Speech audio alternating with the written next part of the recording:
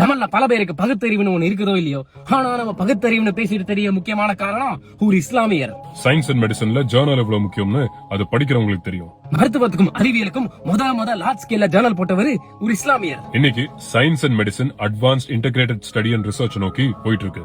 ஆனா இது 1000 வருடத்துக்கு முன்பாகவே சைக்காலஜி, மெடிசின், பிலாசபிய இன்டகிரேட் பண்ணி கட்டுக்கட்டாக எழுதியவர் ஒரு இஸ்லாமியர். இவருடைய ஒர்க்ஸ்ல இருந்து தான் பிற்காலத்துல வெஸ்டர்ன் இன்டெலெக்சுவல் ட்ரெடிஷன்ஸ் சேர்ந்த பல சயின்டிஸ்டும் பிலாசபர்ஸும் இன்ஃப்ளூயன்ஸ் ஆறாங்க.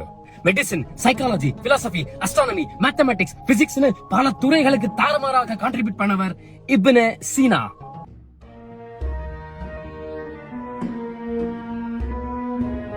வெஸ்டர்ன் இன்டெலெக்சுவல் ட்ரெடிஷன்ல இவர அவிசேனாவா எல்லாருக்கும் தெரியும். இப்னு சீனா அவருடைய 10வது வயதுக்குள்ள அல் குர்ஆனை ஃபுல்லா மனப்பாடம் பண்றாரு. அவருக்குள்ள பயங்கர கியூரியாசிட்டி வெடிக்குது.